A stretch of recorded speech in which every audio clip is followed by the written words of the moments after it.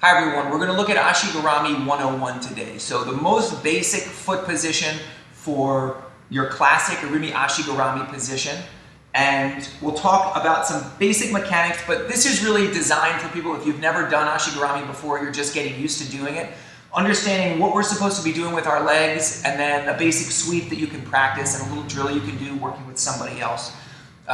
It's not very advanced, but as with many things in Jiu-Jitsu and the martial arts in general, those basics do have reflections in more advanced techniques. And so as you become more comfortable understanding what's supposed to be going on with Ashi-Garami from a basic level, it'll inform your understanding of more advanced techniques as well.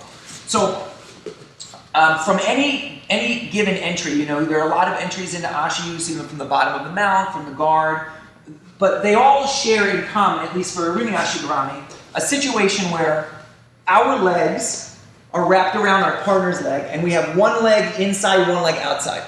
Okay, so just rotate me actually here this way. That'd be good. Okay, so one in, one out.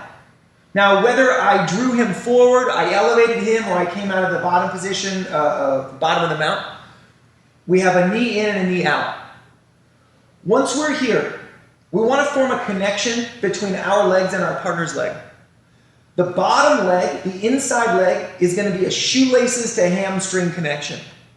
So this connection is just like an elevator hook, like if you were doing sumigeshi, or if I were trying to lift him up here and off balance him, that's this connection.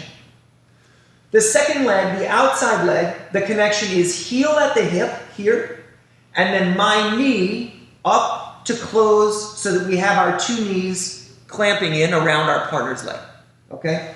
So from any situation where we can start this as like an artificial drill with our partner's leg up, we're lying down, you're gonna take one knee in, one knee out.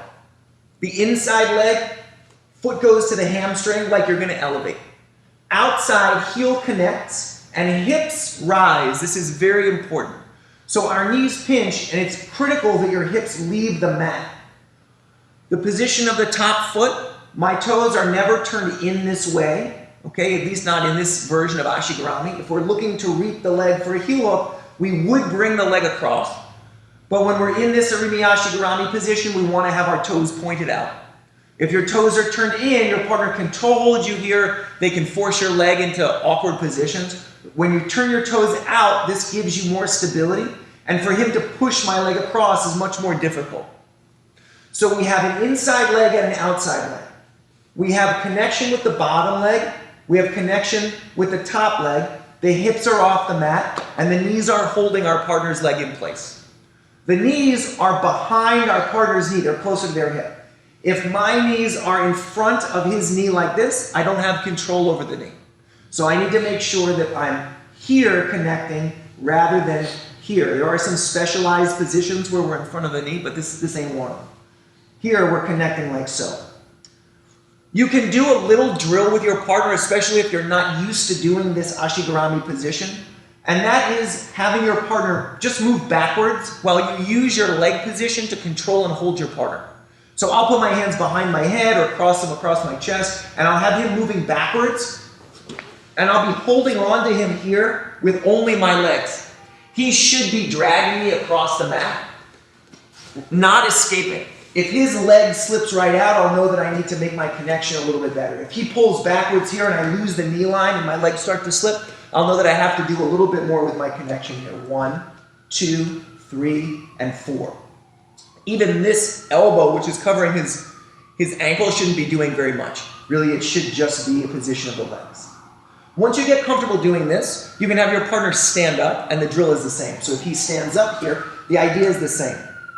Your entry is also the same. You begin with one knee in, one knee out. You're going to connect your shoelaces to your partner's hamstring. Your heel connects, your hips rise, and you close the gap here.